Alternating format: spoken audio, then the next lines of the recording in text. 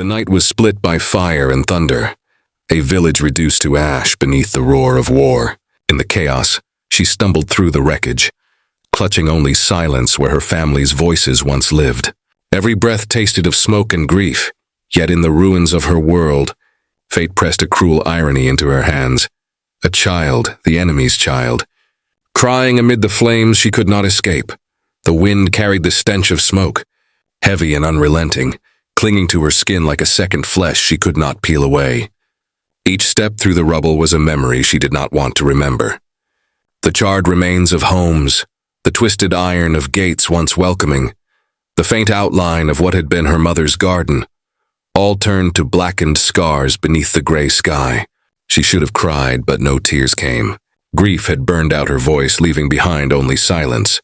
She was alone. Alone in the place where laughter once spilled from wooden porches, where her father had carved her name into the beams of their barn. War had not just taken lives. It had stolen voices, colors, even the air itself. And then she heard it, a sound, thin, fragile. A whimper carried through the stillness like a ghost. She froze, breath caught in her chest. For a heartbeat, she thought it was memory tricking her again. She had heard them before. Her brother calling her name, her mother humming by the fire, but they always faded when she reached for them. But this sound, this one did not fade. She followed it, her steps cautious, as though even the earth might shatter if she moved too quickly. The sound grew clearer. A child's sob, broken, muffled by rubble. Her heart clenched, and then she saw him, a boy, no older than 6. His small frame hunched against the collapsed wall of what once had been someone's home. His face was streaked with dirt and soot, his lips trembling, his small hands scraped raw. A soldier's coat, too large for his tiny body, hung from his shoulders. The insignia burned into the fabric told her everything she needed to know. He was the enemy's child. Her chest tightened with rage before she could stop it. The sight of that uniform alone was enough to pull her mind back to the night flames swallowed her world. The screams, the thunder of boots, the faceless soldiers who tore everything apart. For a moment she wanted to turn away, to let him starve, let him vanish like the rest. But then he looked at her. His eyes were wide, wet with fear, searching for someone, anyone, to anchor him. He did not know her name, did not know her grief, did not know he bore the mark of those she should hate. He only knew he was small, lost, and afraid. And something inside her cracked. She knelt slowly, her body trembling with a storm of emotions she did not want to face. Her voice came out rough, jagged like broken glass. "Where is your family?" The boy shook his head, a sob tearing through his chest. He did not answer with words, only with silence heavy enough to crush them both. She stared at him. This was no soldier, no killer, just a child torn from the same war that had stolen everything from her. Yet taking him into her hands felt like betrayal, like clutching the very blade that had carved open her wounds. Her hands hovered in the air, inches from his shoulder, uncertain. If she touched him, if she claimed him, there would be no turning back. The boy whimpered again, curling in on himself as the cold wind cut across the rubble. And in that moment, she made her choice. Her hands closed around him, pulling him against her chest. His body shook with sobs, his tears staining the ashes clinging to her skin. She whispered nothing, for there were no words left in her broken world. But she held him, and in the silence between them, she realized the war had left her with one final burden. Not her own survival, but his. The boy clung to her as though she were the last solid thing left in a world that had collapsed. His sobs were small, broken things, muffled against the fabric of her dress. She could feel the weight of him, not just in her arms, but deep in her chest, pressing against the hollow that grief had carved. She wanted to push him away. She wanted to scream at him, to demand why fate had given her this when it had stolen everything else. But her arms betrayed her. They held tighter. She shifted her gaze across the ruins, the jagged skeletons of houses standing like gravestones. Each shadow whispered her family's names. Each pile of ash reminded her of who she had lost. Yet now those same ruins seemed to look back at her, asking her what she would do with this child who did not belong to her world. The boy stirred, lifting his face. His cheeks were streaked with grime, his eyes swollen from crying. But beneath it all, she saw the innocence of someone who had not asked for this war. His lips trembled as though forming words, but no sound came. She realized then that he might not have spoken since it all began. His silence was another wound left by the same fire that had scarred her heart. "Do you have a name?" she whispered. The boy blinked at her, uncertain, as if the question itself was too heavy. Finally, in a voice raw and cracked, he murmured something that barely reached her ears. A single syllable, fragile as glass. She could not even be sure if it was a name or a sound. But it was enough to remind her he was human, not just a symbol of the enemy she should despise. She stood, cradling him against her shoulder, her knees trembling with exhaustion. The village was no place for either of them now. The fires had gone out, but the silence was worse. A silence that threatened to swallow them whole if they lingered. Somewhere beyond the ruins there had to be food, shelter, something to keep him alive. Yet as she turned to leave, the weight of the decision bore down heavier than the boy himself. Every step away from the village felt like betrayal. If her family could see her now, holding the child of the enemy, what would they say? Would they curse her name? Or would they understand the truth she barely understood herself? That hate could not keep him alive. Her stomach twisted with hunger, but she ignored it. The boy's small body was already weakening in her arms. His head lolled against her shoulder, too tired to fight the exhaustion pulling him under. She tightened her hold, whispering words she did not believe but hoped he could. "You'll be safe. I won't let them take you too." The path out of the village was jagged, each stone cutting into her worn shoes. She stumbled but never loosened her grip. As the sun began to sink, painting the horizon in blood and gold, she caught sight of something ahead. The remnants of an old barn, half collapsed but still standing. It would not keep them forever, but it might keep them through the night. Inside, the air was thick with dust, but there was hay enough to soften the ground. She laid the boy down gently, brushing ash from his hair with trembling fingers. For the first time, she allowed herself to exhale. He looked at her then, eyes heavy with sleep, and whispered one word that struck her deeper than any wound the war had given her. "Mother." Her breath caught, her chest burning as though she'd been struck. She wanted to correct him, to remind him she was nothing to him, that she could not be what he asked her to be. But the word hung in the air between them, heavy and fragile, binding her to a role she could not escape. And in that moment, beneath the broken roof of a forgotten barn, she realized her life was no longer her own. The morning crept into the barn in fractured beams, slicing through the cracks in the rotting wood. Dust floated in the light like the ashes of yesterday, and she woke with the weight of silence pressing down on her chest. For a moment she forgot where she was, forgot the boy beside her, but then she heard it, his faint breathing, shallow and uneven, each sound like the ticking of a clock counting down to something she could not name. She turned. His small body lay curled in the hay, the too large soldier's coat wrapped around him like a shroud. His lips were dry, his face pale beneath the dirt. The sight gripped her with a sharp panic she had not felt since the night her world burned. It wasn't her hunger that frightened her. Though her stomach clawed at itself, it was his. A child's hunger, a child's fragility. Her fingers brushed his hair and she whispered softly, though she did not know if he heard, "You must live." But words could not feed him. The barn offered nothing but dust and shadows. No food, no water, no comfort. To keep him alive, she would have to step beyond its broken walls. The thought alone chilled her blood. The roads could not be trusted. Soldiers might still patrol them. Scavengers might be lurking. Even worse if anyone saw her with the boy, saw the insignia on his coat. Would they believe he was innocent? Or would they see him as nothing more than the seed of their enemy, unworthy of mercy? Her hand lingered over the coat.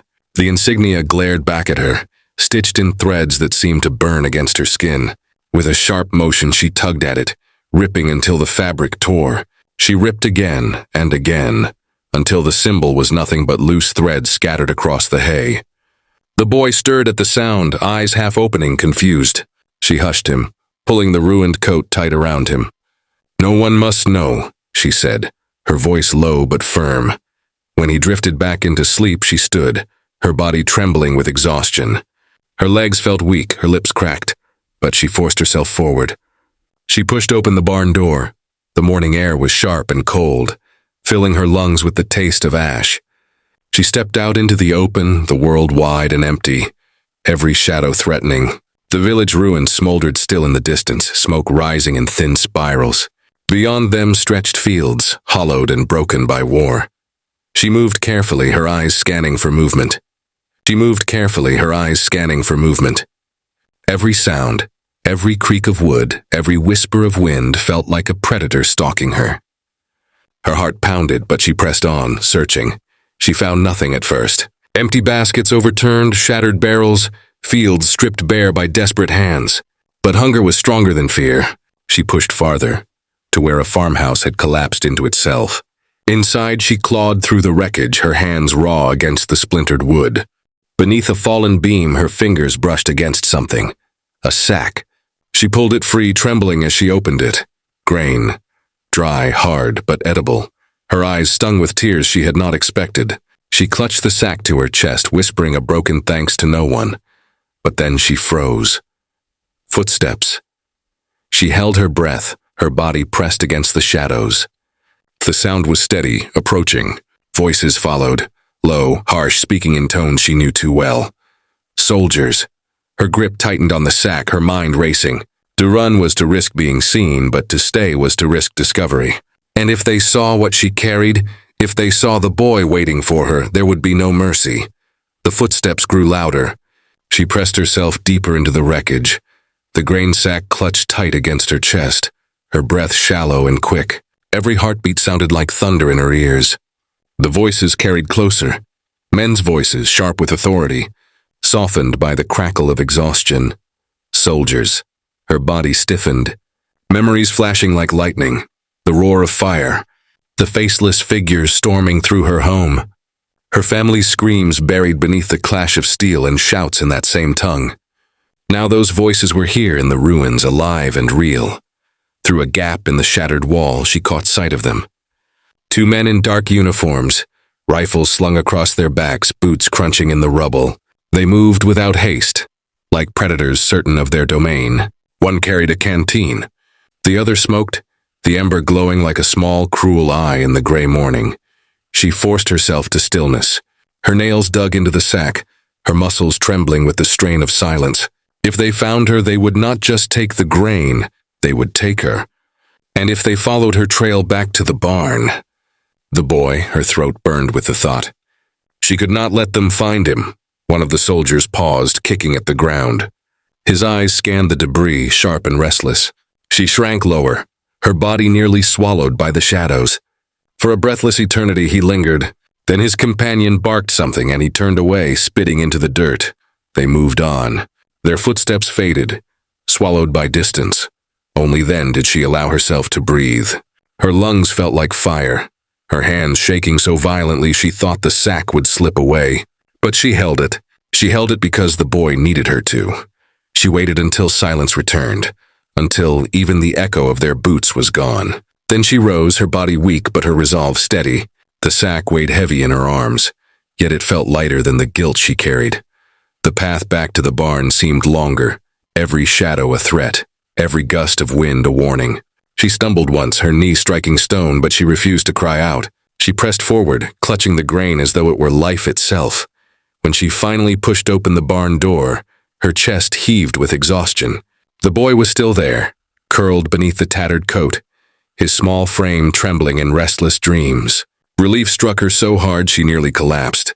She knelt beside him, laying the sack down gently. Her fingers brushed his hair again, softer this time, as though the danger outside had taught her how fragile he truly was. She whispered, voice breaking, "I found something. You'll eat tonight?" His eyes fluttered open, clouded with sleep and hunger. When he saw her, a flicker of trust passed through his gaze, faint but unmistakable. He reached for her hand, small fingers curling weakly around hers.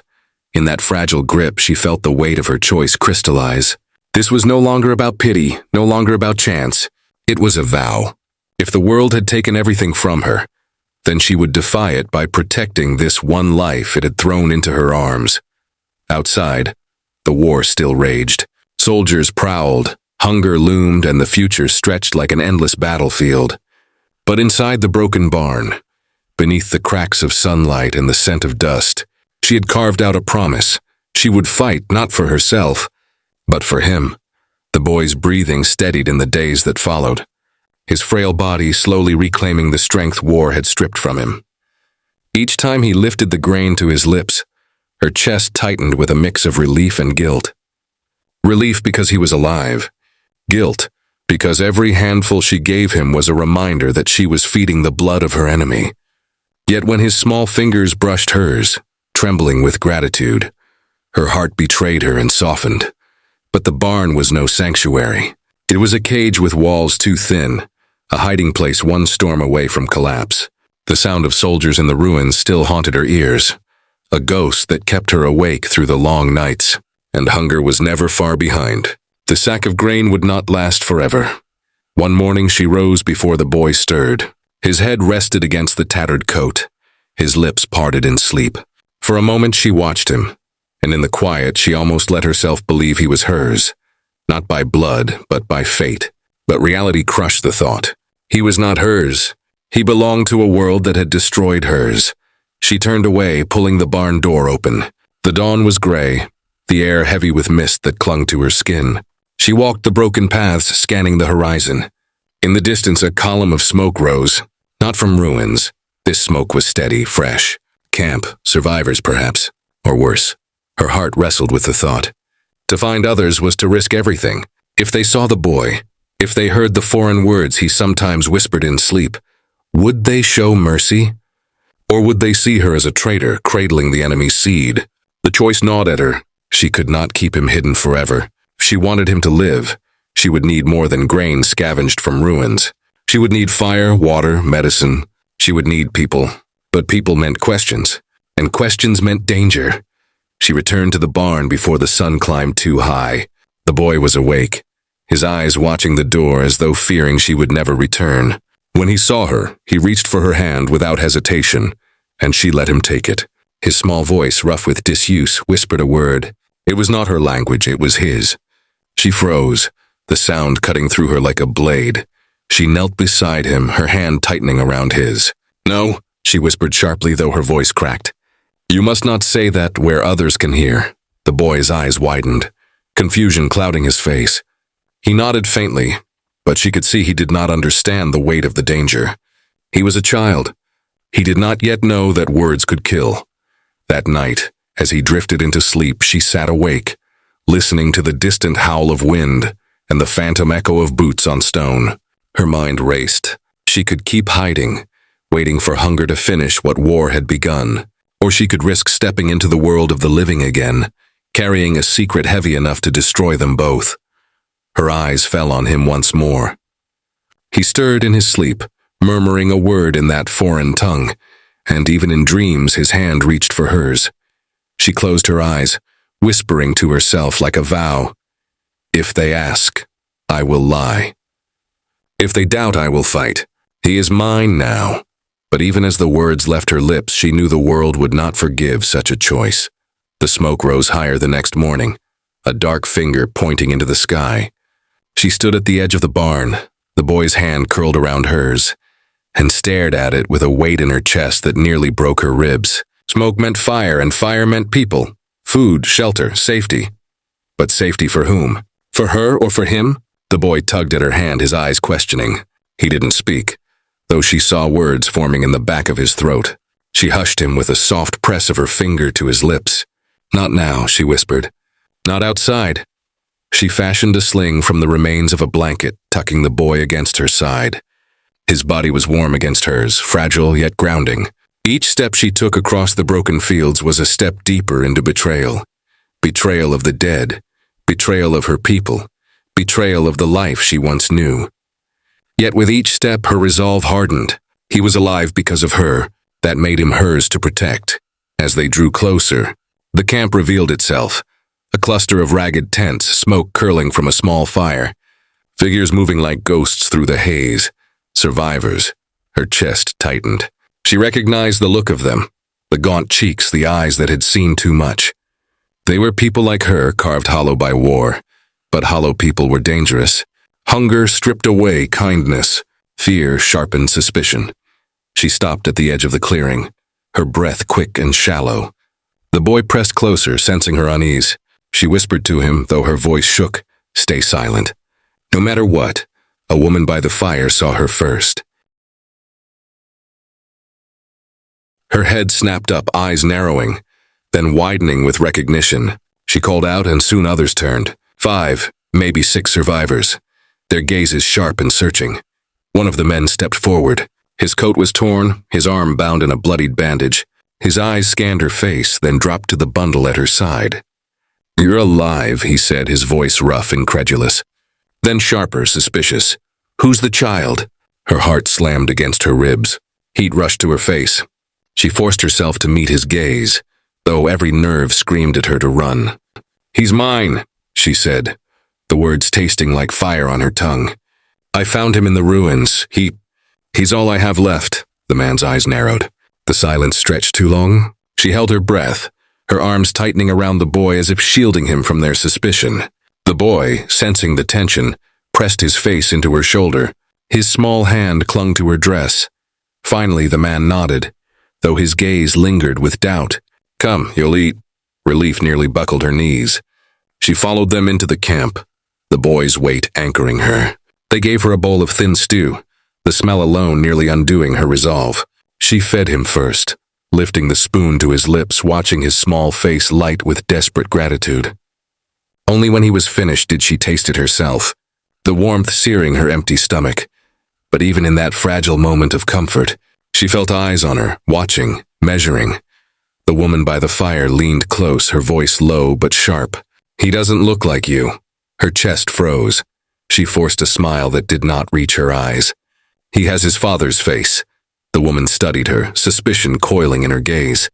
That night, as the camp settled into uneasy silence, she lay awake beside the boy, her heart a storm. She had crossed the line. She had stepped into the world again, carrying a lie heavy enough to drown her. One slip of his tongue, one word in his true language, and the fragile trust she had been given would shatter. She pressed him closer, whispering into his hair, not knowing if the words were for him or for herself. "You are mine. No one can take you, not now, not ever." But outside, whispers had already begun. The fire in the camp crackled, sending sparks into the night sky, but warmth did little to ease the chill crawling up her spine. She sat close to the boy, his small body tucked beneath the remnants of the coat, his eyes heavy with sleep.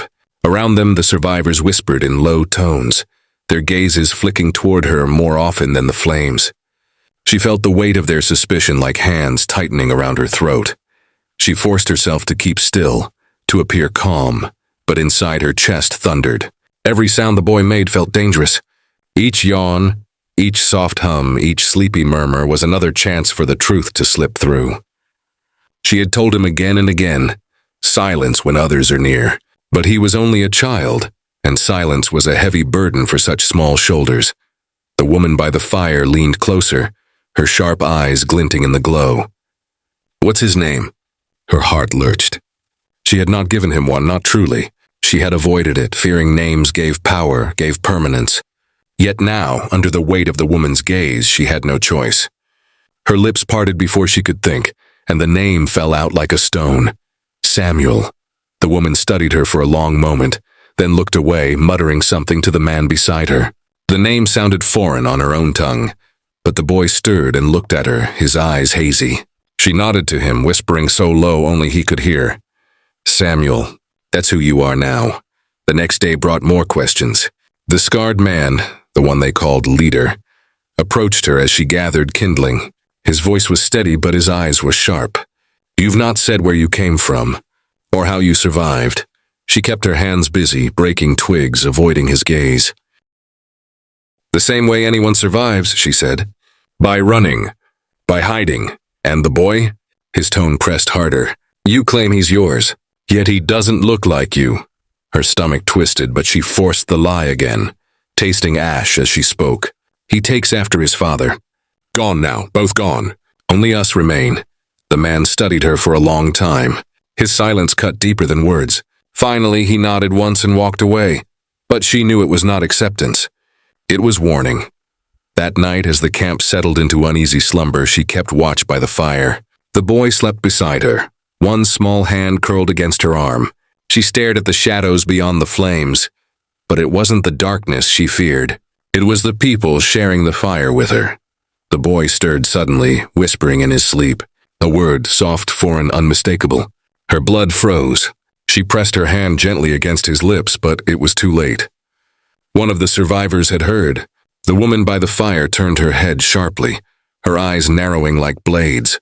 What did he say? The woman asked, her breath faltered.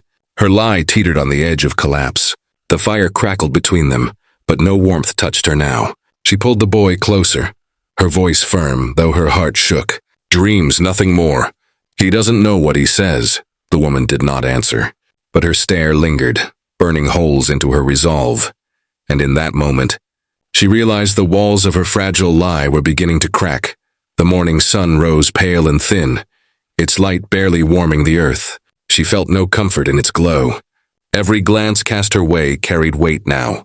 Curiosity sharpened into suspicion, suspicion hardening into something darker. She sensed it in the way the camp grew quieter when she passed, in how conversations seemed to pause until she moved out of earshot. The boy clung closer than ever, his small hand seeking hers as though he could feel the storm brewing around them. She squeezed back, whispering a promise that even she wasn't sure she could keep. "I won't let them take you." At midday, the scarred leader called a gathering. Survivors huddled in a rough circle, the fire smoke curling upward like a warning. She pulled the boy into her lap, heart hammering as the man's voice rang out.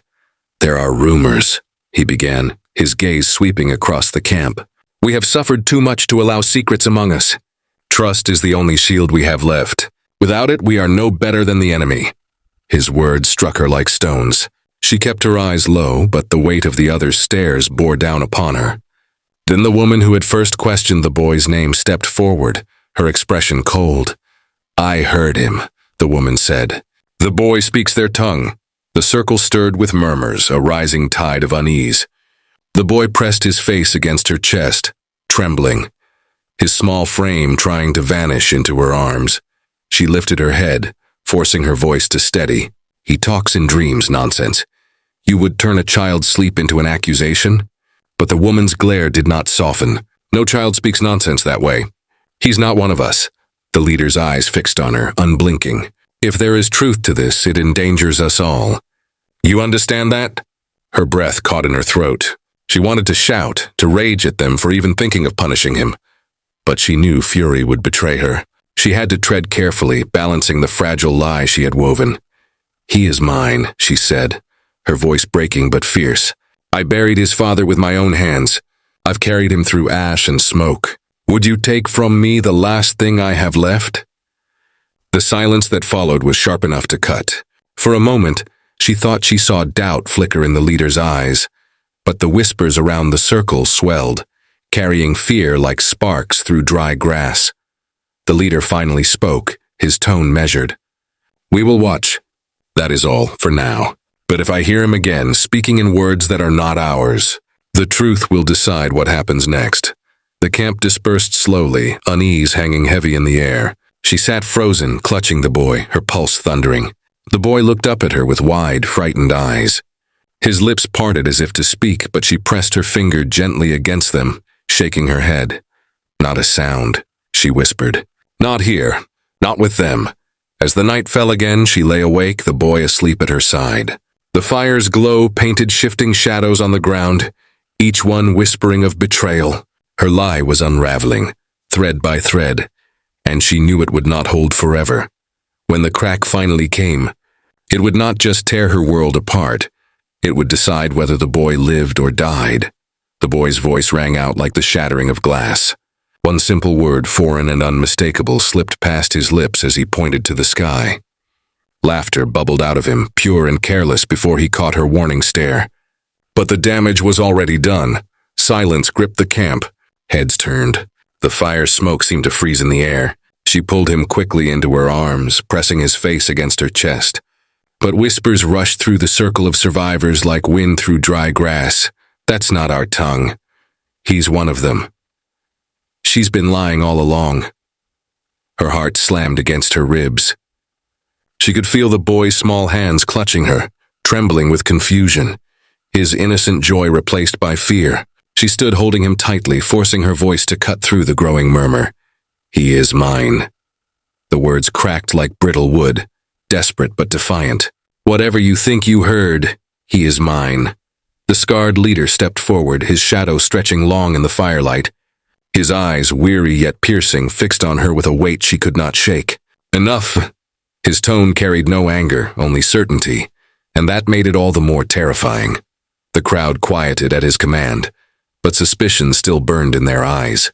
He gestured toward her, his voice low but sharp. "Come, we speak now." Her legs felt heavy as she followed him to the edge of the camp. The boy clung to her neck, his breath hot against her skin. Each step felt like walking toward a cliff she could not see the bottom of. When they stopped, the leader turned, his face lined with scars that seemed to deepen in the moonlight. "You've asked for our shelter, our fire, our food," he said. "But shelter is built on trust. Without it, we fall apart." His eyes flicked to the boy. "And this lie threatens everything." Her throat tightened, but she held his gaze. "He's just a child. He's no threat to anyone." "A child, yes," the leader said, "but a child of the enemy. Their blood runs in him, and blood carries danger. You know this." The words struck deep. She wanted to scream that blood meant nothing, that cruelty was not born but taught. But her voice faltered. All she managed was a whisper. "He is all I have left." For a long moment, the leader said nothing. The only sound was the boy's small whimper, muffled against her shoulder. Finally, the man spoke, softer now, but unyielding. "Then you must choose. Him or us. You cannot have both." Her knees nearly gave way. She staggered back a step, clutching the boy tighter, as though they meant to tear him from her arms. The thought of surrendering him felt like stepping willingly into the same grave she had dug for her family. And yet the fire behind her carried the eyes of dozens who would turn on her if she defied them. The leader stepped closer, lowering his voice so only she could hear. "I do not want to cast you out. But if you keep him here, they will not follow me." Fear spreads faster than fire. "You know this." She shut her eyes, tears burning. The boy shifted, his tiny voice breaking the silence. "Mama?" The word, spoken in her tongue, wrenched her heart. Her arms tightened around him, and she realized she was no longer holding him for his sake alone. She was holding him for hers. The choice loomed like a blade at her throat, and in the quiet she knew, no matter what decision she made, something within her would be lost forever. The firelight painted restless shadows as the camp gathered again, their voices rising in waves of accusation. She stood at the center. The boy clutched to her chest, his face buried against her shoulder. The leader had given her time to think, but time had only sharpened the edge of her fear. There was no safe choice left. The woman who had first questioned her stepped forward, her voice laced with venom. "You see? She won't deny it now. She's protecting him, hiding him. How long before he brings their soldiers to us?"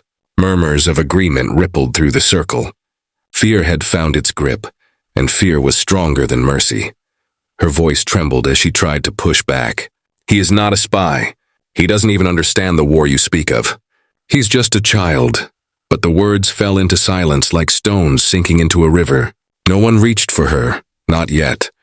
But she felt the tension, the readiness to cast her aside. The scarred leader raised his hand, silencing the crowd. His eyes locked on hers, steady but unyielding. "The camp cannot carry both him and our fear. If he stays, they will turn on you. If you take him and leave, at least you will have the choice of your own road."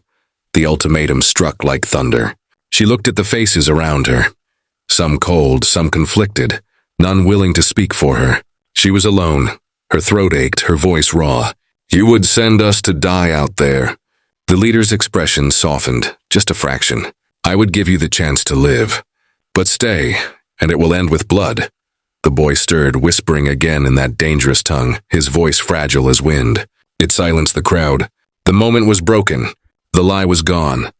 She bent her head, pressing her lips to his hair, tears wetting her face. She could not let them decide for her. If she stayed, the boy would not survive. If she left, she might not survive either. But at least his fate would be hers to bear. Slowly, she lifted her gaze to the leader. Her voice was hoarse but clear. "Then we go. Tonight." A ripple of relief passed through the crowd, though no kindness softened their eyes. They stepped back, creating space as though she already belonged to another world. The leader nodded once. "Take what you can carry. Nothing more." She turned away, clutching the boy, her body trembling. The fire crackled behind her, but it no longer offered warmth. It only burned with the knowledge that she had been cast out, that trust had crumbled to ash. As she stepped into the night, the boy's hand gripped her sleeve. "Mama," he whispered again. The word, fragile but certain, bound them together against the world that no longer wanted them. The darkness closed around them, and the path ahead stretched wide and merciless. She did not know where it led.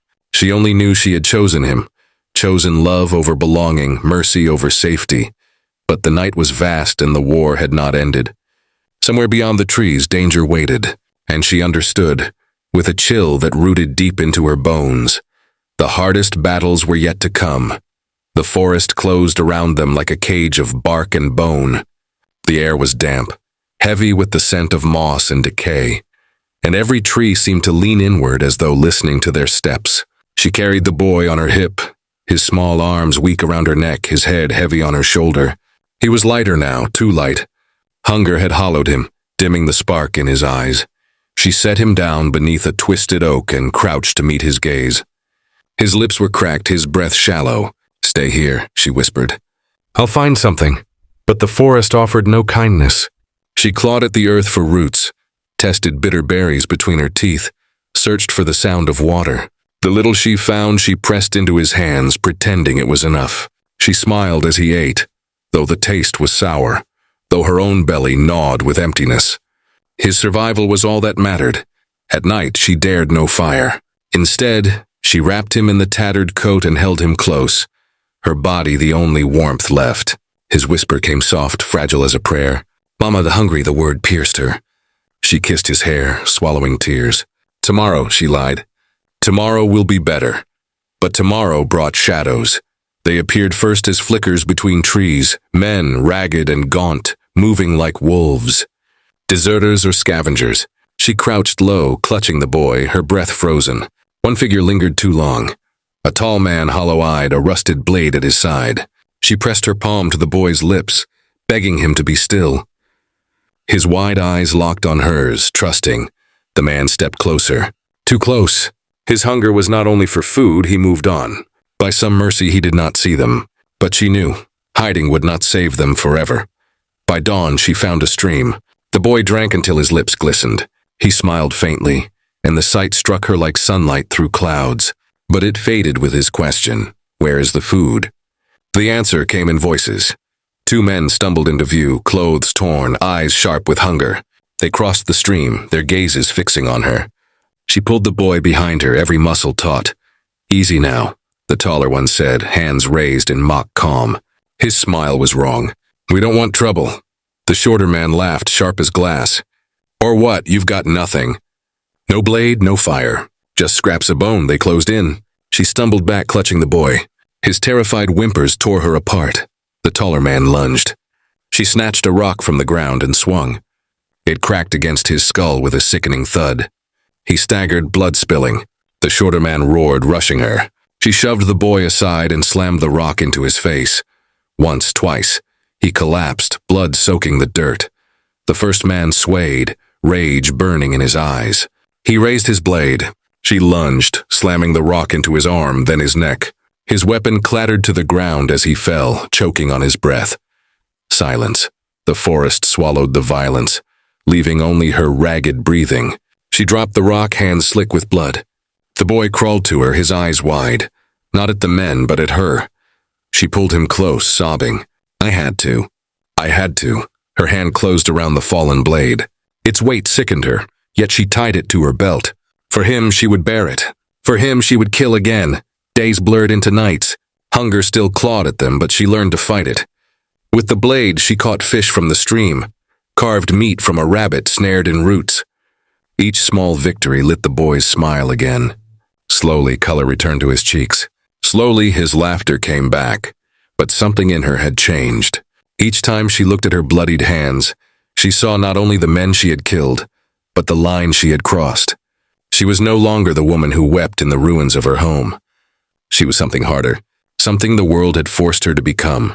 And yet, When the boy laid his head against her chest and whispered "Mama" in her tongue, that hardness cracked, if only for a moment. He was her anchor, her reason. One evening, as the sun bled across the horizon, she stood with him at the stream. His small hand gripped hers, steady now, no longer trembling. For the first time since exile, she let herself breathe. The war still raged beyond the forest. She could hear it in the distant thunder of guns, see it in the smoke curling over the far hills. But here, for now, they had carved a fragile place of survival. She bent and pressed her lips to his hair. "We will live," she whispered.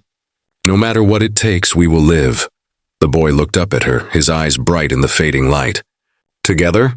Her throat tightened. She nodded, tears shining. "Always."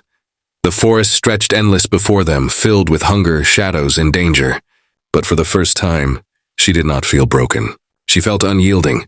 The world had taken everything from her. Her home, her family, her past. But it had not taken this. The choice to protect, to fight, to love. And in that choice, she found not just survival, but something stronger. A reason to keep walking. Survival, but something stronger. A reason to keep walking.